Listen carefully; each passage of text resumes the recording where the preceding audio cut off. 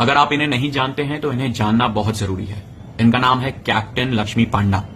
ये सुभाष चंद्र बोस जी की Indian national army की एक सोल्जर थी।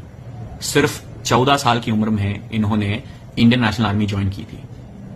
एक समय ऐसा भी आया जब लक्ष्मी पांडा जी का बेसिक सर्वाइवल भी बहुत मुश्किलों से होता था।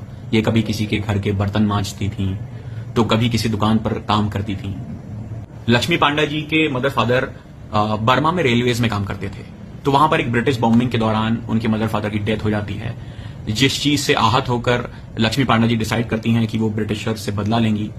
वो इंडियन नेशनल आर्मी ज्वाइन करने के लिए कुछ मेंबर से बात करती हैं। शुरुआती दौर में लक्ष्मी पांडा जी और उनके भाई दोनों को मना कर दिया जाता है इंडियन नेशनल आर्मी ज्वाइन करने से, उनकी उम्र की वजह से। पर किसी तरह वो मना लेती हैं, उनको कन्विंस कर लेती हैं और दोनों भाई बहन इंडियन नेशनल आर्मी ज्वाइन कर लेते हैं। पर एक युद्ध के दौरान में जो नकुल रथ थे उनके भाई, वो लापता हो जाते हैं और फिर कभी नहीं मिलते उनसे।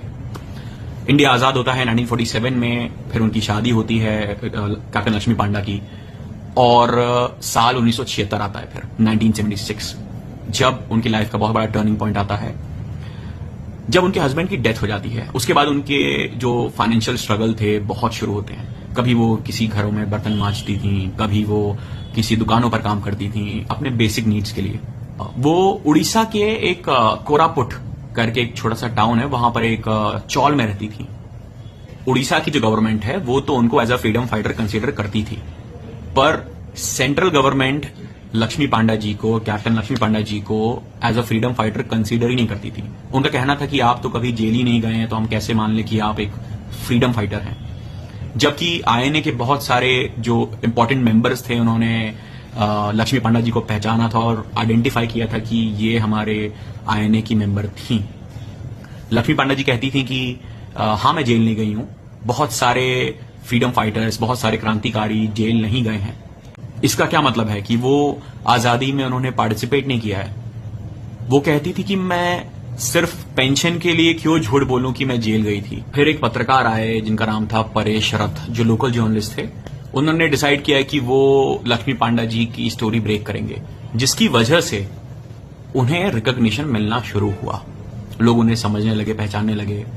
द हिंदू में भी 2007 में एक आर्टिकल आया था। परेश रथ जो जर्नलिस्ट थे, जिन्होंने सबसे पहले कवर किया था लक्ष्मी पांडा जी को, उन्होंने उनकी फाइनेंशियली काफी हेल्प की। 2007 के आर्टिकल के बाद, द हिंदू में जो आर्टिकल आया था, उसके बाद लक्ष्मी पांडा जी को जो लाइमलाइट मिलनी थी वो मिलने लगी थी। और आप यकीन नहीं करेंगे, 2008 अगस्त में लक्ष्मी पांडा जी को प्रेसिडेंट ऑफ इंडिया की तरफ से इनवाइट किया जाता है राष्ट्रपति भवन। उन्हें सम्मान भी दिया जाता है। सोचने वाली बात है कि जिस लाइमलाइट के लिए, जिस रिकॉग्निशन के लिए वो जिंदगी भर स्ट्रगल करती रहीं, जब उन्हें वो मिला तो उसके कुछ समय बाद ही उनकी डेथ हो गई थी। 2008 में ही उनकी डेथ हुई है। उनको स्टेट फ्यूनरल दिया गया था गवर्नमेंट के द्वारा, जो कि वो डिजर्व करती थी।